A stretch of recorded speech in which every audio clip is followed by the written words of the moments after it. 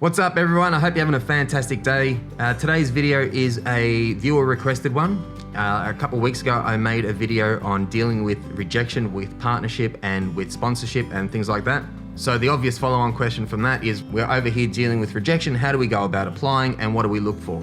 Before we start, a quick disclaimer, I'm no expert in this field, so I'm relatively new to the field as well. So take my advice with a grain of salt. But this is what I have done in the past, and this is what makes sense to me from a logical perspective. So if you get something out of it, that's great. But again, don't take this as gospel. So with that being said, let's jump into it. So the first thing we need to understand is our numbers. There are a whole bunch of resources out there that you can use to help you gauge your actual physical numbers of your viewers, your followers, your trajectory going forward, your view time, even breakdowns of demographic, which are all very important to potential sponsors. So I'm going to run through a few resources, and you can extrapolate from this as well. There are more than these resources, but these are some that I use. So the first one we're going to talk about is Social Blade. I'll leave a link for all of these, by the way, down in the description below. Social Blade is really fantastic to show the raw numbers of your followers and your video views. So you jump on a website, search for your user ID, and you got these tabs along the top. You got your user summary, which will show you at a glance your graph followers over time, up and down, and your total video views. And if we go the more detailed one here under detailed statistics, this really gives you some great insights. So it goes back over a month, and you can see each stream your follower count. I always tend to get a dip I lose followers when I don't stream Friday and Saturday, but then we're back to 20 to 50 followers a day. And the main thing here is the video views. So this is the amount of people that are seeing your channel during a stream. It shows how many eyes are on your stream. The followers also shows engagement. So you can say I've been growing at this rate. Down below, it also shows your a graph of your progress, and you can see your followers graph and of course your view graph. And so if this is all looking positive, this is something that a potential sponsor will look favorably upon. You can take this a next step down. This is quite a high level view of your statistics. There's another site called twitchmetrics.net, which breaks it down into your growth, your average viewers over time, very similar sort of details, but it breaks it down to games, your average viewers here and your peak viewers. Let's just zoom that in a bit. And you can see, your game breakdown and such things like that. You can go back to your history, and you can see what you've been playing and where your growth is. This is sort of a side, but you can use these to see what works and what doesn't work for your streams. One of the best sites that I really like is Sully Gnome. This one has a hell of a lot of data. This is a great resource to show potential sponsors or partners what your stats are all really about.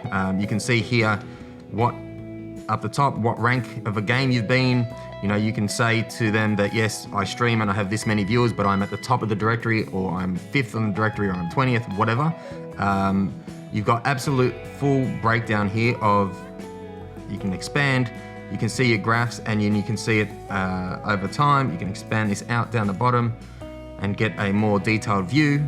So these are all metrics that you can use, and you can show, over a period, there's 14 days, 14 over 14, you got 30 days over 30 and 90 over 90 and so on and so on. And you can go all the way back to 2015 with these stats, so you can show organic growth, how many eyes, the watch time, how many eyes are on you at any given time, all that sort of stuff. These are very important statistics that a sponsor would want to see. So use the resources that we have available when you do an application. All right, so we've covered a bit of the data and gathering some of that data, and you need to know this for yourself as well. This is very useful not only for potential sponsors, but it also helps you with your channel. If you are seeing you've switched to a game and then the data drops off, it gives you an indication that this may not be an ideal fit. So you can really mess around with the data, and there's a lot of info in there. So I'll leave all those down below. Spend some time trying to understand it all. Now, when you do apply for a partnership, there's a couple ways. There are companies that have partnership programs that are out in the open, and you can go to their website and do a quick search for company X space partnership. and you'll probably find their website with their application form. They may have some criteria there. They may have a bit of a questionnaire. The questions are generally the same. What are your viewer numbers? What are your follower numbers? Now, whether it's YouTube or Twitch, whatever. What makes you a good candidate? And what do you want out of the program? Generally, these are the questions they're gonna ask no matter what you're doing. So you really need to think about these. You can't just go, oh, I've got really good numbers and give me stuff. That's not really gonna help, right? You wanna explain to them why you think you're a good fit, talk about your demographics, talk about how it relates to the product. If the product is for younger people and your audience fits that demographic, you can talk about that. You can talk about your influence and how people respect your opinion. Sit down and think about what you can give the company. Like, what are you bringing to the table? And also an important point on sponsorship is, what do you want out of it? A lot of people have this view of, oh, if I've got a sponsor, then yay, I'm legit or something. Just be careful with having a sponsorship for sponsorship's sake may not be in your best interest. Make sure that the deal works in your favor as well. It's got to be a two-way street. Make sure that it's working for you. If you're doing advertising, there has to be a fee for that advertising, whether it be free gear, whether it be affiliate links that you can actually earn some revenue from people by recommending people, anything like that. Make sure that there's something in it for you, as opposed to just exposure. Unless you're talking about a major sponsor, the exposure is massive, right? But if it's just a small company or something like that, having a sponsor doesn't really help you unless you are getting something, unless they have a web page that is very active on social media and things like that. That exposure then is worth something. You could probably put a dollar figure on that as well. So consider what you're going to get out of the sponsorship, and also consider what you're going to bring to the table for the sponsor. The other approach is to email companies directly. If you go to, most companies will have a contact us, and you can just send an email, again, say, I'm trying to get in touch with somebody from the marketing department, and then you can put your case forward. Say you're a Twitch streamer, you have these metrics, you're very interested in the product, my audience is of this age, they have disposable income, and they're really interested in this product, and they really respect my opinion. So if I say that this product is great, that they're probably going to go across, so want to talk to somebody about a deal or whatever. Feel free to reach out to these companies. Don't expect much response, but you're absolutely free to do so. Just hit the contact us page, try and then just say, can I, looking to talk to somebody in the marketing department. I've done that in the past where I've emailed them, and then a couple of weeks later, you've totally forgot about it, and you'll get a response back.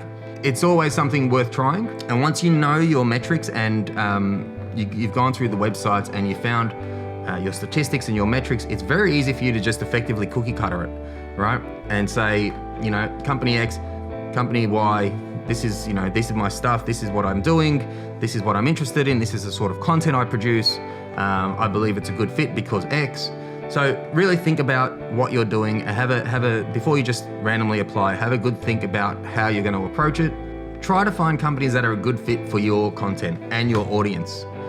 There's no point, for example, you being aligned with a sponsorship for beard products if you don't have a beard. It doesn't make much sense. You're probably not going to get much traffic going through to them, and yes, it's a sponsor, but try and align yourself with sponsors and companies that make sense to you, make sense to your audience, make sense to what your brand is. Another thing is, don't forget to reach out to local communities. A lot of smaller companies may not have thought of this, or they're not at that point where they're ready to be global or anything like that. But if you have a very localized community, and there is a local computer store, or there's a local fast food store or whatever, they may be interested in sponsorship. So don't worry about the size of the company. If the deal works and it makes sense to you, approach these people, and you can actually walk into the store and say, look, I want to speak to the manager about this. This is what I'm doing. My audience, and you need your demographics here. And on Twitch itself, you can break down the countries, and you could say, yes, most of my audience is local or in the same country. Don't only go for the large companies. You're less likely to get sponsored with the big guys than the small guys, especially as you start out. The big guys have all the marketing budget in the world. They're going after the big streamers. Yes, they may have some smaller ones in the mix, but don't think that you have to have a giant sponsor to to be a success and to have a lucrative deal, you can do the same thing with a smaller local store. Reach out. Your best bet here is getting out in front of people and asking and talking to them and try and explain what you do. And like I say, if you feel that your audience would benefit from being introduced to these companies, they may also feel the same way, and it might work out well. So that's pretty much it. It's more about knowing your marketability, looking at your numbers, see how many eyes you get per stream, presenting that in a positive light that the company will think is a great idea, and sell yourself. It's like any other interview effectively. You need to sell yourself. So make sure you, when you do the application, obvious things, make sure it's well written, it's thought out, it's not rushed, and have a go, get out there. All right, friends, I'm gonna leave this one here. As I said at the start, I'm by no means an expert, so if you did get anything out of this, please let me know down below. If you have had any success reaching out to sponsors and partners, please leave them down below, let us know about them, and it'd be great to see. If you haven't hit the thumbs up, give it one of those. Don't forget to subscribe. You can also hit the notification bell. I am producing these videos on a regular basis now, so make sure you hit that bell so you get notified of the new release. Again, if you have any other topics that you want to discuss, please leave them down below and I'll try and make a video on them. Until next time, friends, thanks so much for watching. Have a great day. I'll see you next time.